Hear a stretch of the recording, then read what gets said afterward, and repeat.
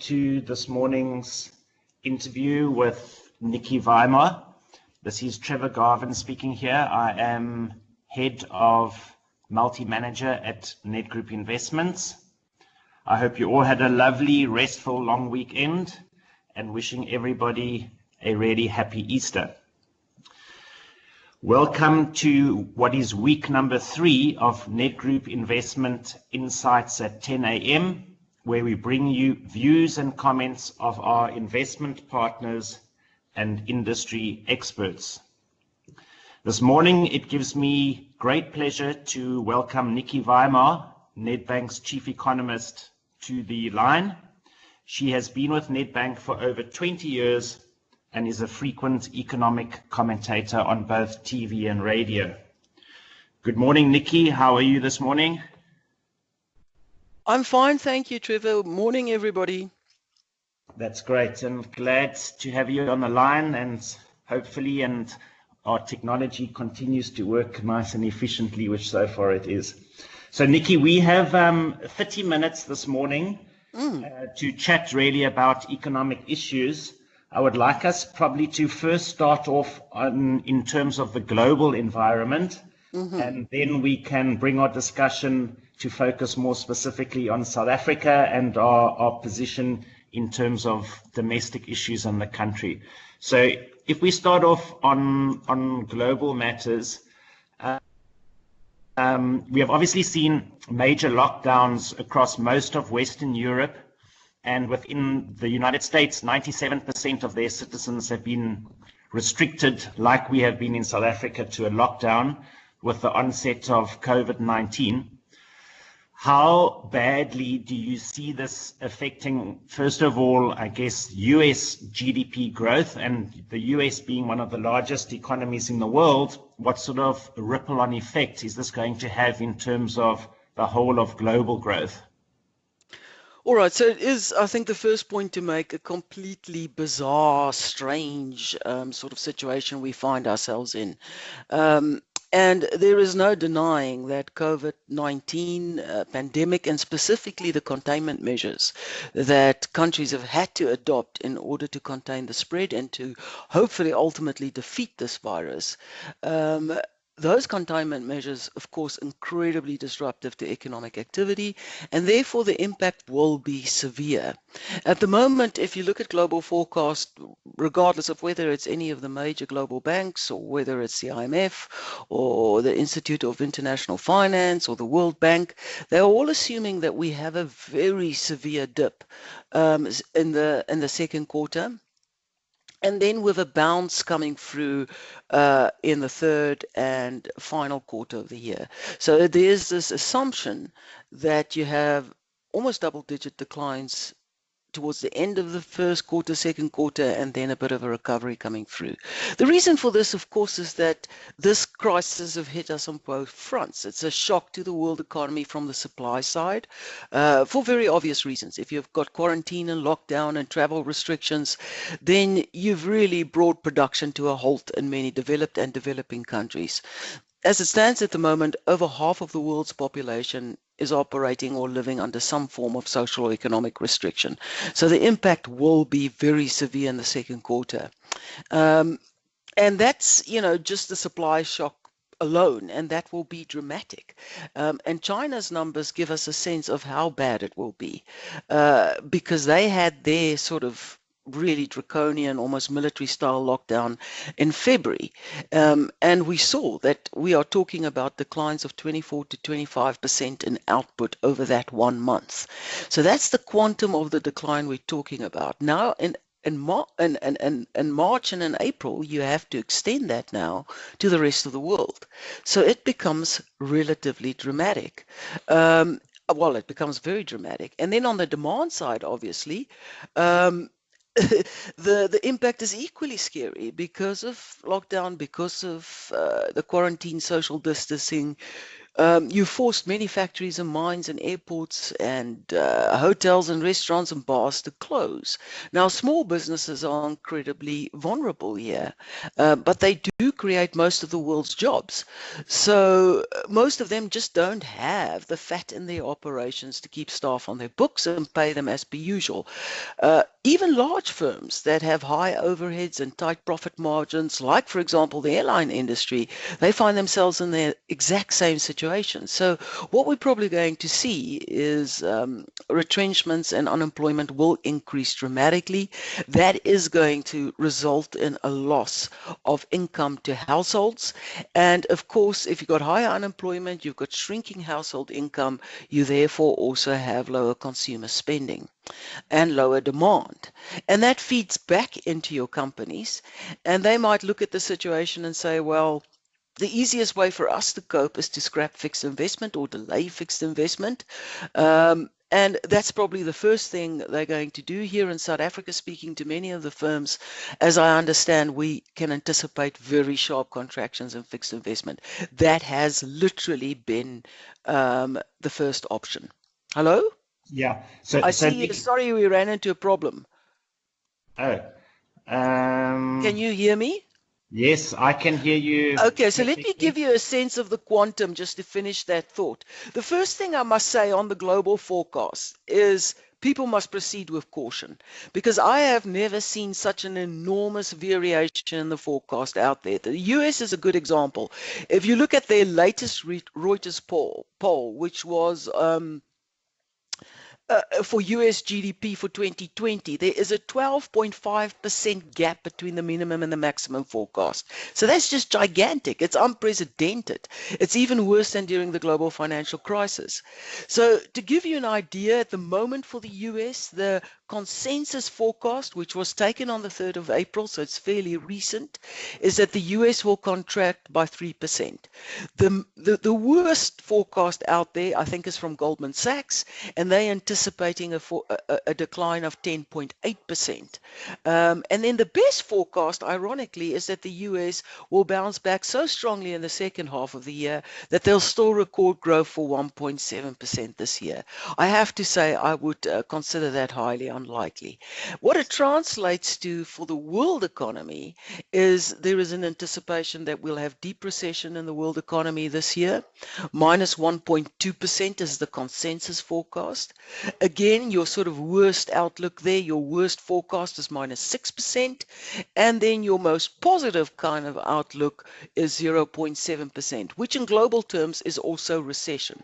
Remember, if the world economy grows by 2% and less, it is considered recessionary conditions. If it shrinks, it's considered deep recession. So those are the sorts of ranges you've got out there. Yeah. So Nicky, I mean, as you mentioned a bit earlier, I mean, governments and central banks have monetary and fiscal policy at their hands. So we've seen, of course, in the US, I mean, they released sort of that $2 trillion stimulatory package a few weeks ago, and they're talking of a further over 1 to 2 trillion other packages coming out. Do you think this is going to be sufficient in terms of helping small business, helping the economy stabilize during this period? Well, I think that at this point, the 2 trillion that has so far been approved, that is really going to go mainly, as far as I understand, towards healthcare and towards assisting really your small businesses and support for individuals that may have lost their jobs in the form of unemployment insurance. And in the US, they can roll that out fairly quickly. They do have the capacity and the systems in place to do so. Whether 2 trillion alone will be enough, I think the consensus is it won't. And as a result of that, there is further discussion, and they are considering additional stimulus. But we mustn't underestimate either the role of the Fed here. The Fed has been incredibly aggressive in trying to basically deal with the potential economic fallout and help sort of the focus of the Fed is also on two things: help businesses to survive. If you help businesses to survive, you keep people employed, you keep people earning an income. And if you keep people earning an income, the probability of your recovery being much smoother and much more robust is so much greater. So that seems to have been their focus. They have now extended all forms of credit. They are taking a wider range of assets, and a longer maturity of assets as collateral for those loans to the banking sector. And they've earmarked loans for small businesses that might find themselves in distress, and even large businesses that might find themselves in distress. So they have been incredibly aggressive. And over the weekend, I mean, based on that, then, I mean, we saw, we've had quantitative easing for a decade. Interest rates were very low. Interest rates had started to rise around the world and normalize, I guess, and now we've seen, exactly as you said, through monetary policy, interest rates have basically been taken all the way back down to zero again. So do we see this now, again, the lower interest rates being lower for longer, continuing pretty much for the foreseeable future? Absolutely. I think the consensus forecast for the US Fed, well, I know, its target rate is that it stays unchanged at this level until early 2022. Okay, so I mean, the reason I don't think that it is necessarily an inflationary concern is because we are looking at deep recession. So if you take the consensus forecast for the world economy, it's going to shrink by 1.2%. At that sort of decline in global production and demand, you are unlikely to see any inflationary pressures. Then I know that on oil prices, an agreement was reached among the OPEC countries to really affect very substantial cuts in supply. But overnight in Asia, the markets basically shrugged it off. Oil prices did rise a little bit. I see they're trading right now at about $31 a barrel. But the reality is that you're facing recession. So you would have to cut quite substantially just to get oil back to the sort of levels where it is. And that might hurt you dramatically in any case because your volumes will just plunge. So it becomes almost this vicious cycle. So I think with oil, even if it sort of moves off its very lows, it will have limited upside. That plus the fact that you have this deep demand contraction mean that it won't be inflationary. But it definitely also means that they are going to have to keep rates as low as possible. They're going to have to keep printing money and feeding liquidity into the system.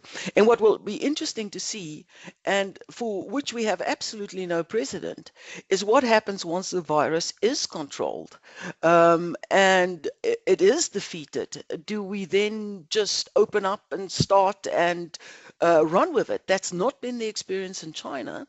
So it will be interesting to see how that plays out and what the implications then really is for, or the implications are for monetary policy specifically.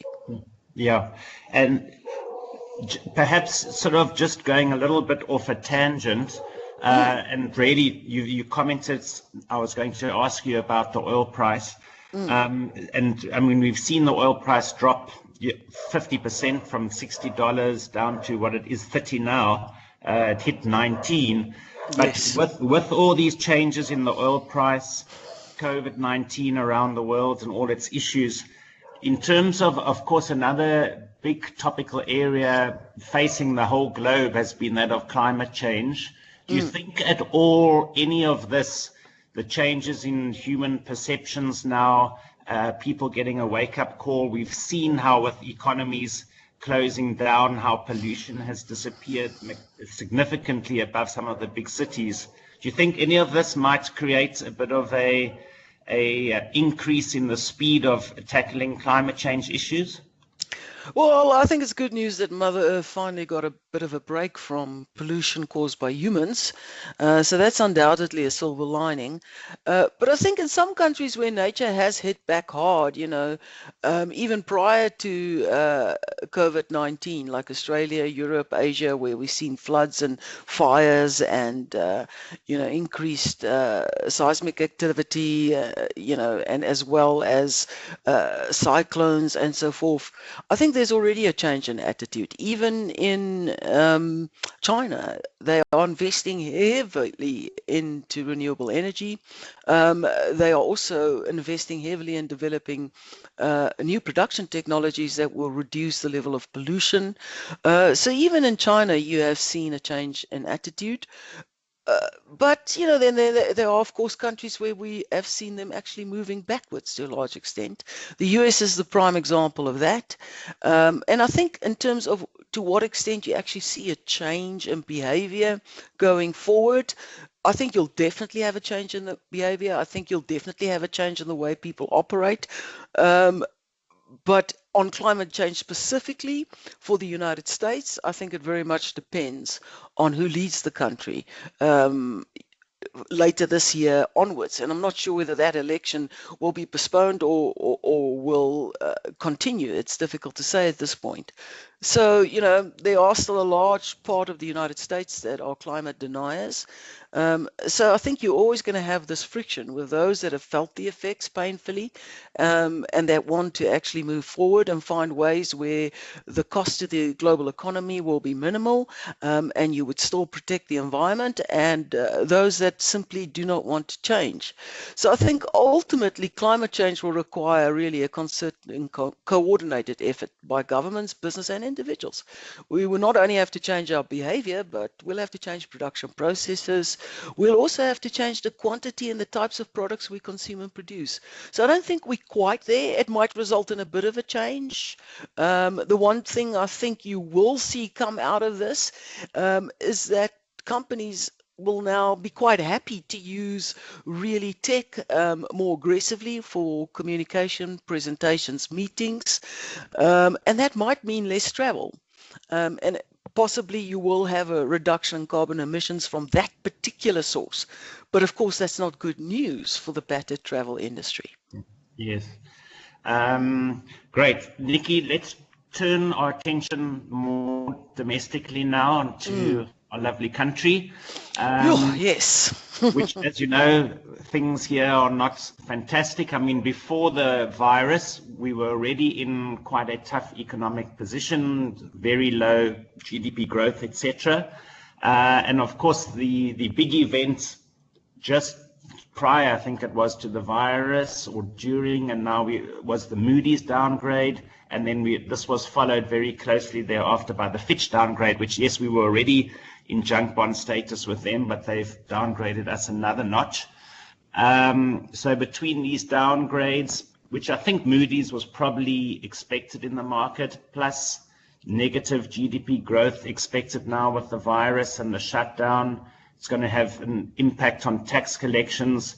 How do you just see South Africa's economy and the way forward for us in the short term? Well, it's going to be incredibly difficult for South Africa. We are a vulnerable country. We were already in recession prior to this pandemic striking us. So prior, our forecast for GDP prior to the extension of the lockdown. So, when it was first announced that we'll have a 21-day lockdown, we expected a contraction in GDP of minus 4.5% this year. And then, of course, the lockdown have now been extended. What is not entirely clear to us, because the president did mention that over the Easter weekend, they were going to consider ways in which to gradually restart the economy, to gradually sort of phase in economic activity, of course, under very controlled circumstances and so forth. But what we're not sure of, will they consider it over the weekend for implementation only in 2 weeks' time, or are they considering it over the weekend for implementation sometime during the next 2 weeks? And that makes an enormous difference because, you've got a situation where over 40% of your retail sector is producing absolutely nothing. They've got no income coming in. Over 56% of your manufacturing sector is producing nothing. So the sooner you can, in fact, under controlled conditions, open certain industries, the less severe and the less devastating the drag on the economy will be. So like I said, when we just had 21 days, doing a day-by-day calculations to try and get a sense of this lockdown, we came to a GDP contraction of 4.5%. Now we've extended it, and now it looks like adding another 2 weeks to the lockdown gets you to a contraction of minus 5.5%, and that's on a fairly generous assumptions of a fairly robust recovery off a low base in the second half of the year. And that's probably unlikely. So the more likely number you're looking at is somewhere between the range of minus 6 to minus 6.5% for this year. So it's going to be an unbelievably difficult year. Thereafter, we do think we will recover. Of course, it's going to be devastating for government. Government was in a terrible position prior to COVID-19. Remember, in the budget, they essentially indicated that they will be running budget deficits of 6% of GDP for the next 2 years and then bring it a smidgen below 6% in the third year of their budgeting cycle. Their debt burdens were forecast to be over 60% this year already and to rise to well over 70% of GDP, and that's excluding the debt or the liabilities, the contingent liabilities of course, your state-owned enterprises, the debt they guarantee. In that case, it would have climbed close to 80 and slightly over 80% of GDP. So that's the situation they were in before the lockdown. Now they have to spend more. It's absolutely necessary. The increase in spending has mainly been on healthcare. It's been on, COVID-19 testing, personal protective gear, and then they're also trying to roll out support to the vulnerable individuals and companies. How effective the latter will be, I'm not certain, because, clearly there is very limited processing capacity within government to actually deliver that sort of support, especially to businesses. But for the individuals, you have got the UIF system, you've got social grants, so there they could provide some relief. Of course, the risk of fraud here is enormous. It is absolutely enormous. So COVID-19 will raise spending a lot, and as you've mentioned, it will destroy tax revenue. So now you're going to probably look at budget deficits of somewhere between 8 to 10% of GDP. Now it is getting truly monumentally ugly. And you'll probably have your debt burdens climbing to close to 90% of GDP. In fact, the Reserve Bank is saying it could even touch 100% of GDP. Now, for a tiny emerging market with a very narrow tax base to operate with such a debt burden, that is truly going to be something that will hold back growth in the years ahead. So I think ultimately the consequences mean even when the recovery comes, we're probably going to return to very modest growth, initially below 1% and maybe from 22 onwards, slightly over 1%. So Nicky, not a great picture, and we know that Moody's and Fitch in their downgrade, pointed out that one of the reasons for the downgrade was the slow amount of structural economic reform coming from government. So I'm going to put you a little bit in the hot seat now and appoint you Minister of Finance of South Africa. What would your top 3 items, if you were Minister of Finance, what would your top 3 items be that you would implement with pretty much immediate effect to make these rating agencies like Moody's, Fitch be happy that economic structural change was happening in the country? So right now, even in the lockdown. Okay. Yeah, well, all post-lockdown, I guess in a normalized environment. Well, in the lockdown, the first thing I would do is I would take the IMF support immediately. I think there's a lot of concern about sacrificing your sovereignty. There are concerns about the conditionality attached to IMF facilities. But the truth of the matter is those conditionalities have been reduced dramatically by the IMF, and most of it's sensible stuff anyway. And I think just having IMF support would calm down investors, especially in the bond market, where the downgrades have certainly wreaked considerable havoc. So to the point that you actually had the SARB intervening quite aggressively just to return the functioning of the market to some level of normality and make the yield curve look like something sensible. So that's how bad it got there. So I think if you just have that IMF liquidity assistance, you would attract back foreign capital back to South Africa because we are really offering very attractive yields compared to the rest of the world. You just need to mitigate the risk, and I think it would certainly calm them down if they knew there was a backstop, and the IMF can be that sort of backstop. And then, of course, on the structural change, the first thing I would say is that the cuts to the ministers' pay, that is a good start, but of course, you now want to push to get the rest of the public sector on board. It is the biggest spending item in the budget. It has grown well above the rate of inflation for over a decade. It is time that you sit down with the unions, you stick to your guns, and you effect the cuts to the public sector wage bill that you actually have in mind. I think that's a big part of showing government's resolve to restoring fiscal discipline. And then, of course, on the legislation front, during the lockdown, the one thing I definitely do is, because this can be done remotely, is I would run through all legislation, regulations, and systems that are not business friendly or are extremely complicated with unintended consequences that either adds to the cost of operations or discourages fixed investment in South Africa by the private sector. This work, as I said, you don't need to be in the office to do that. It's really about research. I would prepare the changes, I would rewrite the legislation and regulation, I would make it fact-based, and I'd get it ready to go before Parliament to adjust. We do need more business-friendly legislation, and it extends over a very, very wide field of legislation, whether it be labour legislation, whether it be our energy legislation or regulation, whether it be in the telecommunications industry. We are sitting with a significant disincentive actually written into policy, not to mention mining. So that's the first thing I would do over this lockdown period. And then, of course, I would also use this opportunity to get the forensic accountants in force, because this can also be done remotely, and it's ideal because the fraudsters aren't at work, so they can't cover their tracks, and use this downtime really to root out corruption for good. And help, you'll save a truckload of money in the long term, and you'll restore the public's faith in government. So that's what I would do if I had only a few things that needed to be done immediately. Great. Well, they all sound pretty good suggestions to me.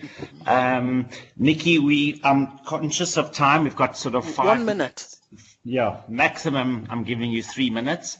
I think the last part, perhaps, that we could just get your views or comments on, which many people I'm sure will be interested, is just briefly on South African interest rates and the currency or the rand.